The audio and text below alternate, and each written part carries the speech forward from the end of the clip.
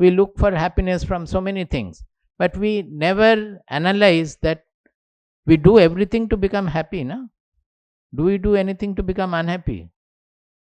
Generally, whatever we are doing, at the end of it, suppose we are earning money. With the money, I will buy this for my family, I will have a house. By that, what will happen? Finally, you will say, I will become happy. Is it not so? So, always we are doing something to become happy. But have we become permanently happy? You may think that by making the building, I will become happy. You go on thinking for 3 years the building is being made. That once the building is made, I will become happy. So I am toiling hard. The day you get into the building, you are very happy. All of you are happy. Griha Pravesha and all this happened. Maybe that day itself or next day, your wife says that you have put the window in the wrong place. It should have been there. This should not have been the puja room. It is always disturbed. The puja room you should have made there. And not only that, the tap will go wrong, the lights will not function, so you have to run for the plumber will deceive you. So that whole happiness gets into more troubles. You will start thinking, perhaps so far I was staying in a rented house. I used to call only the landlord and he had to repair. Now everywhere I have to run around and repair everything. So the whole thing changes. Whatever we do, we are not becoming permanently happy. Now we are not looking at the world. Why don't you look around the world, past, even possible future also? Has anybody in the world ever become happy by doing anything? If anybody has become happy not by doing anything, it is because of something to do with his mind or knowledge or so.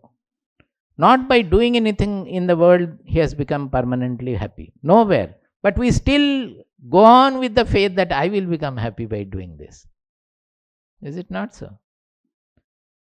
That Bhoja Raja, when he was 6 years old, his father died, the king died. So the throne was supposed to be belonging to Bhoja, but he was only 6 years old. So his mama sat on the throne for a temporary period, acting king. But once you are in the power will delude you. So naturally he started getting attracted, he started relishing the power. He was not fit for the kingdom, so naturally he was more deluded about the power. And he wanted to retain the kingdom. By the time Bhoja was growing, and as he was growing, he was becoming very popular because he had great dimension. Like Rama, Sri Rama, he was also very great. As everybody wanted Rama to become king, when Dasharatha was supposed to crown the next person, Yuvaraja, all the people, he called from all the clan, everybody. Although he was a king, he was democratic. He asked everybody, what is your opinion? Who should be the king? Everybody said Rama, Rama, Rama. Dasharatha was so surprised that he said, oh, that means I was not a good king. All of you are saying Rama, Rama, Rama, you all want Rama, you don't want me. They said, no, it's not like that, but Rama is exceptional in his character, so all of us feel like. So like that, Bhoja was also very virtuous person, and everybody was. Now his mama started becoming worried about it, that he is becoming king, remaining a young boy also, he is having influence on all the people. So he somehow wanted to eliminate Bhoja. So he sent the executioners along with Bhoja, taking Bhoja to a deep forest, and he said that you show me the blood. After killing him, you show me the blood. You bring the blood in a vessel. The executioners also liked Bhoja very much. So they took him there in the deep forest, and then said that what for they have brought him there. They disclosed that this is what the king wanted to do. But what can we do? We cannot disobey the king also. At the same time, we are in extreme difficulty that we have to kill you. Bhoja said, what is of that?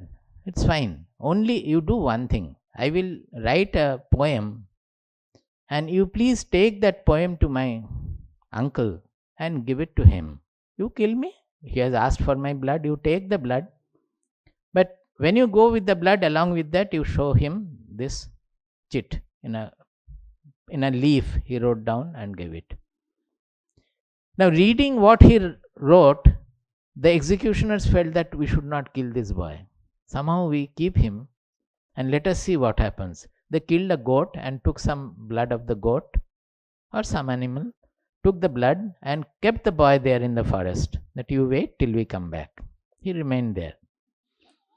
So they came back to the uncle, the king, the acting king, and showed him the blood that we have you done? Yes, we have done. This is the blood.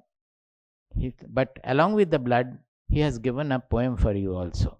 So they handed over the chit to the Maharaja. Now reading that poem, his face started becoming pale. His hand started trembling. He said, have you killed him already? They were also surprised. What has happened? The Maharaja asked again, have you killed him? Tell me the truth. They got the courage. They said, no, Maharaja, reading this, we did not kill him. We have kept him. If you want, we can still bring him back. Go, bring him back. What was that?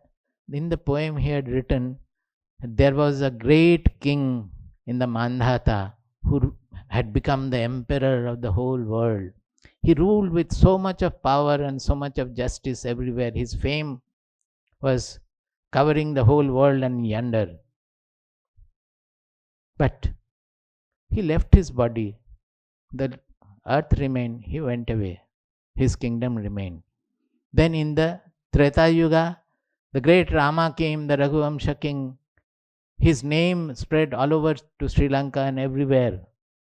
But he also left and the kingdom remained. Then in Dwapara Yuga, so many Yudhishthira, Arjuna and all, they came, they ruled and they also left, the kingdom remained. But my uncle, when you go, leave your body, this kingdom is surely to follow with you, surely to go with you. Do you understand? So that one poem illumined his mind, that what am I thinking of possessing this kingdom? One day I will also die. And what is going to happen? So we don't look at the world, analyze the world to find out the truth. If we find out the truth, then you will understand that the permanent happiness cannot come by doing anything. But we go on thinking that by doing this I will become happy. Happiness is actually an offshoot of our own soul. By our desires we are hindering the happiness. When the desires are eliminated, automatically we become happy.